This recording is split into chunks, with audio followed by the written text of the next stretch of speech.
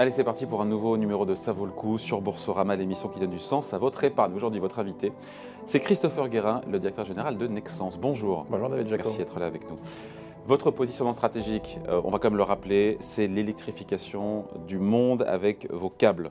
Et c'est vrai que le boom des investissements vous permet a priori d'avoir un carnet de commandes, vous l'avez dit quand vous étiez venu déjà sur Boursorama, plein jusqu'en 2024. Jusqu'en 2024, voilà, on commence à attaquer l'année 25 et 26. Là. Bon, vous êtes désormais un pure player, justement, dans ce monde électrique. Est-ce que ça fait de vous une valeur de plus en plus prisée des investisseurs, notamment ESG? Vous sentez cette appétence? En effet, nos investisseurs voient déjà le momentum exceptionnel de l'électrification durable. Hein, on parle d'électrification durable, donc le renouvellement des générations d'électricité à travers des énergies carbon free, vraiment, qui poussent énormément, comme les fermes éoliennes en mer, le nucléaire ou bien sûr les fermes solaires, et le renouvellement des réseaux électriques avec des produits bas carbone. Donc oui, il y a un vrai momentum. Il faut du câble. Il faut énormément de câbles et c'est très très bon pour Nexence en effet. Bon, vos résultats financiers, ils ont dépassé, ce n'est pas l'objet du sujet aujourd'hui du jour, mais vos résultats ont dépassé les attentes sur 2021. Ma question, c'est est-ce que l'extra-financier, à vos yeux, c'est aussi important? Ou est-ce que c'est faussement secondaire?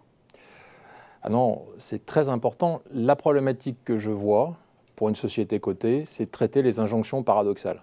Quand vous faites des roadshows, David, vous avez les roadshows financiers et les roadshows ESG. Et on a l'impression que c'est deux thèmes sur deux corridors de nage complètement différents. Et il y en a un qui vous pousse à plus de croissance, la croissance infinie qui continue d'épuiser les ressources de la planète. Et puis quand on passe en roadshow ESG, voilà, l'environnement, l'équité, le social est au rendez-vous. Et le sujet, c'est un petit peu ma lente bagarre avec les marchés financiers, c'est qu'il y a un pont entre les deux. Que ce soit des roadshows communs, que les questions soient posées de manière homogène, qu'on me parle de croissance vertueuse, qu'on me parle de croissance organique, non pas par le volume, mais plus de tonnes ou de produits ou de matières premières consommées, mais plus sur la valeur. Qu'on me challenge sur le côté circulaire de ma croissance. Mais ces questions n'apparaissent jamais dans les roadshows financiers. D'accord, donc il faut qu'il y ait une convergence entre les deux roadshows. Il y a une convergence entre les deux roadshows, mais le plus gros sujet, au-delà de tous les aspects communication, parce qu'il y a toute la régulation qui se met en place, de nombreux indicateurs, le monde adore les indicateurs, mais c'est comment rééduquer les managers d'aujourd'hui à ne plus travailler sur les modèles de croissance d'hier. Comment rééduquer les managers d'aujourd'hui à faire bouger les lignes avec force et conviction par rapport au thème de l'environnement et le social, et puis finalement, comment faire avec les managers d'aujourd'hui pour repenser tout le système d'exploitation de l'entreprise en termes de modèles de performance qui tiennent compte de l'environnement, du social et de l'économique. Donc à tous les échelons de chez Nexence, la boussole, ce n'est pas seulement la rentabilité sur capitaux propres, même si elle est de 16% pour 2021. On a une triple boussole qui s'appelle l'E3, où nos unités aujourd'hui, depuis plus d'un an, sont jugées sur leur performance économique, environnementale et sur le thème du social. Tous les trimestres, on a des awards pour les unités les plus vertueuses, pour s'assurer que d'un point de vue économique, on ne réalise pas nos résultats financiers au détriment de l'engagement de nos équipes ou au détriment des indicateurs environnementaux. Des awards, ok, c'est sympa, mais est-ce qu'en termes de rémunération, comment est-ce que tout ça est indexé? Est-ce que votre rémunération, Christopher Guérin, à quelle hauteur elle est indexée sur des critères extra-financiers? Mon bonus, il a 25% indexé sur l'extra-financier, mais tous nos managers sont également indexés sur l'extra-financier. Et d'ailleurs, on a fait un travail très intéressant, c'est qu'on s'est aperçu que nos unités les plus performantes d'un point de vue financier étaient également les plus performantes d'un point de vue environnemental et sur l'engagement. Ils avaient les meilleurs... Donc ce n'est pas antinomique, bien au contraire. Ce n'est pas antinomique. Par contre, ce qui était super intéressant, c'est que 80% des unités qui étaient en difficulté n'étaient pas uniquement en difficulté sur la partie économique, mais en plus sur la partie environnementale, et puis avec un taux d'absentéisme incroyable de plus de 10%. Qu'est-ce qui fait de Nexence une entreprise responsable et engagée? D'abord sur le modèle de performance. Nous sommes en train de complètement de repenser le modèle de performance de Nexence. Et on est en train de faire des formations pour tous nos managers pour essayer de faire des ponts, pour dire attention, ce ne sont pas des tableaux de bord séparés, dissociés, l'économique ou l'environnement par exemple. Donc vous parliez de retour sur capital employé, David. On calcule également maintenant, pour chacun de nos clients, le retour sur carbone employé. C'est quelle quantité de carbone ou d'émissions avons-nous dû gérer pour servir ce client-là. Donc en fait, nos clients, maintenant, parce que vos usines polluent, ça qu'il faut expliquer, c'est que vous faites partie de la solution, puisqu'on les voit, les câbles pour relier les fermes offshore, les panneaux solaires et tout, les fermes éoliennes et solaires. Mais en même temps, pour fabriquer tous ces câbles, il faut des usines et elles polluent. Bah oui, on n'est pas une société de service, on est une société industrielle. Donc bien sûr, il y a des émissions de CO2, bien sûr, il faut aller chercher du cuivre, il faut s'occuper de rapatrier de l'aluminium, parce que nous faisons la transition énergétique. Quand vous reliez des pays pour qu'ils échangent de l'énergie verte, et ça va être un gros sujet dans les années, même dans les mois futurs, avec la dépendance qu'on a actuellement à travers le gaz et le pétrole russe, il va falloir échanger encore plus de l'énergie verte entre pays. C'est ce que fait Nexans tous les jours. Ouais. Avec l'idée que donc, la pollution elle se fait sur les usines et aussi sur l'acheminement, quand il faut acheminer les câbles à l'autre bout du monde. Alors, oui et non. Alors, je pose la question. Hein. On a une activité qui fait 20% du chiffre d'affaires qui achemine de bout en bout à travers les bateaux. Mais maintenant, on tend vers 90% du chiffre d'affaires est en circuit court. Maintenant, nos unités sont challengées pour faire un chiffre d'affaires dans un périmètre de 65. Elles sont challengées pour faire un chiffre d'affaires dans un périmètre de 800 km maximum. Et tous les clients qui sont au-delà de 800 km, on leur met une taxe carbone virtuelle interne en disant, écoutez, là, ça ne va pas. Vous devez travailler en circuit court. Circuit court en termes de fourniture et circuit court en termes de livraison client. Quels sont vos engagements, Christopher Guérin, extra-financiers les plus ambitieux, notamment en matière d'environnement, pour le coup? Ouais, déjà, on a une réduction d'émissions de 4,2% par an. On essaye de l'accélérer fortement. Google vise le zéro carbone. Ça n'a rien à voir avec vous, Google, mais Google vise le zéro carbone en 2030. Ouais, je sais bien que ça n'a rien à voir. Il n'y a pas d'usine, je sais bien. Mais il n'y a pas d'usine. Il faut challenger le numérique également. Derrière le numérique, c'est des centres de données qui sont des puits énergétiques sans fond, qui consomment autant d'énergie que l'aviation civile. Exactement. Donc ça, c'est un autre sujet. En très forte croissance, d'ailleurs. Ça double à peu près tous les 2 ans. Donc nous, 4,2%, mais surtout, on est en train d'accélérer parce qu'on s'est aperçu, par exemple, que dans nos analyses, que 5 usines sur 66 faisaient 40% de nos émissions carbone. 5 usines sur 66 font 40% de nos émissions. Donc le sujet aujourd'hui, c'est qu'on réduit leur croissance organique. Vous n'avez pas le droit de croître, de faire plus de volume, si vous ne réglez pas cette problématique énergétique et d'émissions de CO2.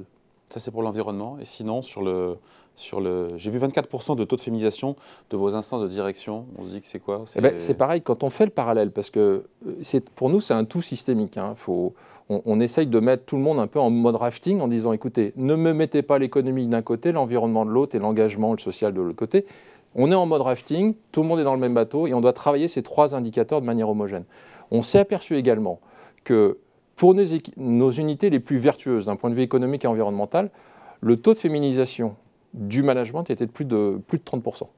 Donc on commence à créer, en fait, et j'en appelle d'ailleurs aux écoles de commerce, aux écoles d'ingénieurs, de venir nous voir parce qu'on est en train de créer vraiment des ponts de lecture et de gestion de la performance entre ces 3 indicateurs. Donc travaillons la diversité, travaillons l'équité et on s'aperçoit qu'une fois de plus, ce n'est pas une question de CAPEX, ce n'est pas une question d'investissement, c'est juste une question de management. Et de mentalité. Et de mentalité, exactement. Encore une fois, je reviens sur vos promesses les plus fortes sur les 3 piliers, environnement, social, gouvernance. Si on devait les résumer pour chaque pilier. L'environnement, l'objectif, on tend vers une neutralité carbone d'ici 2030. On accélère vraiment à grands pas. Nous avons également le recyclage, parce que le recyclage... c'est un sujet, à l'heure où le cuivre, l'aluminium, les cours explosent. D'ailleurs, est-ce que ça ne vient pas percuter, votre modèle d'affaires? Non, au contraire, ça va accélérer les choses. Pourquoi? Parce que nous sommes assis actuellement dans les... Qui paye la facture? Qui paye la facture? Justement, alors, je reviens. 2 questions, David. Nous sommes assis sur des mines urbaines. Il va falloir démanteler les réseaux électriques, il faut démanteler tous les réseaux qui sont installés pour les renouveler. Il faut absolument récupérer le cuivre et l'aluminium qui sont recyclables à l'infini. Nous avons, je cherche mes mots, nos usines de métallurgie à Lens et à Montréal qui sont capables de travailler à ce recyclage-là. On est en train d'investir dans ces usines-là pour accélérer le recyclage du cuivre et puis également le recyclage de l'aluminium parce que la croissance, le toujours plus, viendra uniquement du recyclage. Donc ça, c'est un effet de levier très important. Parce qu'il n'y a pas assez de métaux, parce qu'on va les payer de plus en plus cher ou parce qu'on l'a dans le sol, donc il faut le récupérer, quoi, plus simplement, c'est qu'il y a un tout en même temps. C'est que chaque pays va dans la même direction pour la génération d'électricité verte et le renouvellement des réseaux, que ce soit des zones en développement ou que ce soit des zones matures. Tout le monde va en même temps. Donc il n'y aura pas assez de matières premières pour tout le monde. Donc vous mettez le paquet sur le recyclage luxe et le recyclage du cuivre, chez vous, ça se fait à hauteur de 30%. Alors ça se fait à 100% sur l'ensemble de nos usines dès qu'il y a du déchet. On recycle l'ensemble de nos déchets et on est capable, à travers nos unités de métallurgie, de passer à peu près actuellement à 10-15% et de tendre vers 30%. C'est-à-dire que le cuivre qui viendra dans nos câbles sera à 30% minimum de cuivre recyclé. Et l'objectif, c'est d'aller tendre vers 50% à l'avenir. La question de l'aluminium, vous avez raison, il vient de Russie pour partie, souvent. On va avoir des problèmes. Encore une fois, comment ça va percuter votre business model avec ce risque de pénurie, cette flambée des cours parce qu'on est dépendant de la Russie? Est-ce que ce sont vos clients, au final, qui acceptent de payer ce surcoût? Jusqu'où ils vont accepter? Jusqu'où ça peut différer certains projets ou mettre en péril, encore une fois, la rentabilité, même si ce n'est pas votre seule boussole? Non, ce n'est pas notre seule boussole, mais c'est sûr qu'il va y avoir deux crises. Il va y avoir la crise du coût, comme on le voit actuellement avec le pétrole. Il va y avoir la crise de la fourniture, parce que la fourniture physique va être très fortement impactée. Et une fois de plus, Nexans, moi j'ai toujours un grand débat avec les analystes financiers qui nous challengent systématiquement sur le fait qu'on ne donne pas d'orientation sur notre croissance organique. Voilà, non, on donne une orientation sur nos indicateurs ESG, on donne une indication sur notre profitabilité, mais je ne m'engage jamais sur la croissance organique. Pourquoi? Parce que je veux qu'elle soit faite de valeur et moins de volume. Qu'elle soit faite à 80% de valeur, c'est-à-dire vendant plus de services, soyons plus intelligents, vendant de l'innovation, parce que dans tous les cas, pour toutes les sociétés qui reposent uniquement sur de la croissance organique volumique, ils seront vite rattrapés par les problématiques de matières premières. Ouais. Aujourd'hui, encore une fois, vous passez à 100% les hausses des intrants, les hausses du cuivre, de l'alu, chez vos clients. Qui acceptent? 100% des clients. En tout cas, si vous n'acceptez pas, vous n'êtes pas client. Donc, mais on ne peut pas à l'infini. On ne peut pas à l'infini, mais on n'est pas des vendeurs de cuivre. Nous, on ne fait pas d'extraction de cuivre, on ne fait pas d'extraction d'aluminium. Nous, on subit, comme tout le monde, les fluctuations sur le marché londonien. Sauf qu'on détruit la demande. C'est comme le pétrole. Au bout d'un moment, un pétrole au-delà de 120-130 $, ça détruit la demande de la demande de pétrole. Oui, mais pour ça qu'on est sur une crise énergétique majeure. Le monde est en mutation. Alors, on passe des énergies fossiles aux énergies décarbonées. Le monde est en mutation, ça va coûter cher. Ça va coûter cher. Et parce qu'il faut le faire encore plus vite. Il faut le faire plus vite, mais c'est vrai que la crise actuellement en Ukraine est en train, du coup, d'amplifier ce risque. Dernière question, Christopher Guérin, par rapport à vos objectifs en matière d'environnement, de social et de gouvernance. Comment vous donnez les moyens de les atteindre? Enfin, comment vous vérifiez qu'ils sont bien atteints? Il y a un comité où tout le monde se tient par la barbichette, ou vraiment il y a... Il y a une émulation interne, hein, donc vous allez me dire c'est que des awards, mais en fait tous les trimestres on publie les unités les plus vertueuses sur les 3 piliers qui sont économique, environnement et engagement. Voilà, et dans l'engagement il y a toute l'équité, il y a toute la diversité et également la sécurité au travail. Donc on a le Hall of Fame, les meilleurs, mais on a également le Hall of Shame, c'est-à-dire vraiment les pires. C'est-à-dire pour créer une émulation, on dit attendons, vous êtes en bas de la page, là, il va falloir vraiment accélérer. On a aussi des warnings sur les unités qui ont fortement amélioré leurs profits, mais au détriment des indicateurs environnementaux. Il ne faut pas faire du bonus, on finit là-dessus, du bonus-malus, bonus pour les plus vertueux et malus pour... parce qu'un awards ou une Wall of Shame... Ah non, mais c'est ce qu'on fait. Bah oui, mais comme ils sont également dans leur bonus, c'est une manière de dire qu'ils touchent 25%. Pas leur bonus. 25%. Basé sur des critères extra-financiers. Merci beaucoup Christopher Guérin, donc, directeur général de Nexans. À présent, c'est parti pour l'œil du gérant.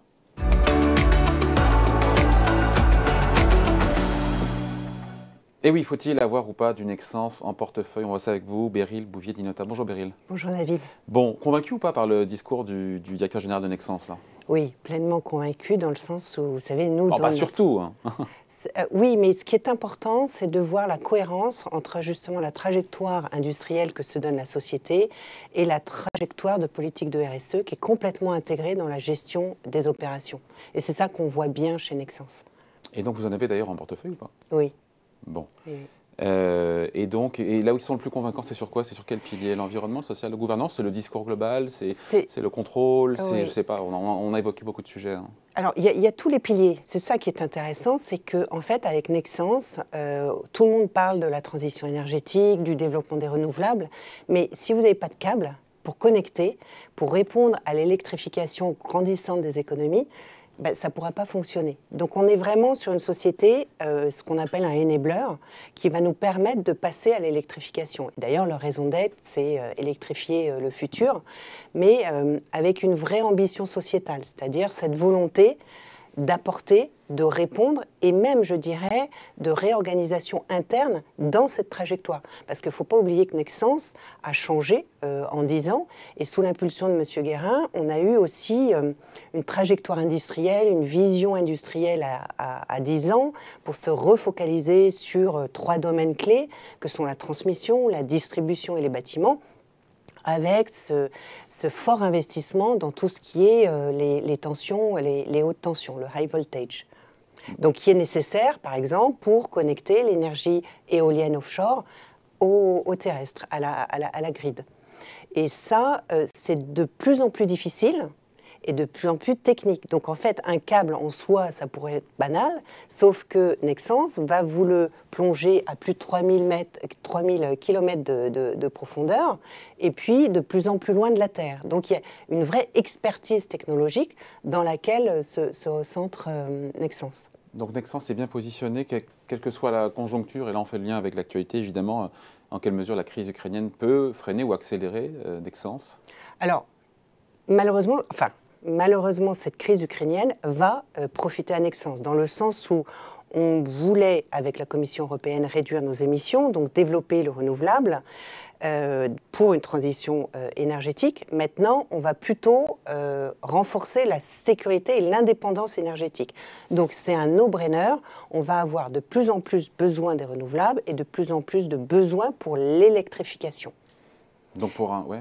Et donc en fait, si vous voulez, Nexans, M. Guérin l'a dit tout à l'heure, avec un carnet de commandes blindé jusqu'en 2024, Nexans se doit d'investir dans des capacités, ce qu'ils font aujourd'hui. C'est-à-dire que les 320 millions de dépenses d'investissement aujourd'hui, pour la moitié, c'est pour augmenter les capacités dans le high voltage. Donc pour un investisseur responsable, ça a tout son sens d'avoir du Nexans en portefeuille, à la fois sur l'aspect financier et extra-financier. Alors, on est sur le thème de la transition, mais on est aussi sur le thème de la transition juste chez Nexans, parce que, si vous voulez, la maîtrise de l'empreinte environnementale des produits n'est pas le seul objectif de la politique RSE du groupe. On a aussi une démarche sur le plan social qui est importante. Il faut savoir que Nexans, dans son remaniement industriel, va céder des actifs, va en acheter. Donc il y a une vraie nécessité à retenir et à faire progresser les talents et les collaborateurs dans l'entreprise, à augmenter la diversité. On l'a vu, hein, il y a quand même une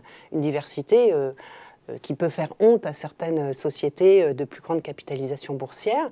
Et puis, il y a aussi cette volonté auprès des parties prenantes, aussi bien les collaborateurs, en favorisant l'actionnariat salarié, mais aussi auprès de sa chaîne de fournisseurs. Et on l'a vu avec la crise du Covid, il y avait un vrai danger à ne pas sécuriser, mais aussi à ne pas connaître davantage. Et 100% des fournisseurs de Nexans sont certifiés EcoVadis.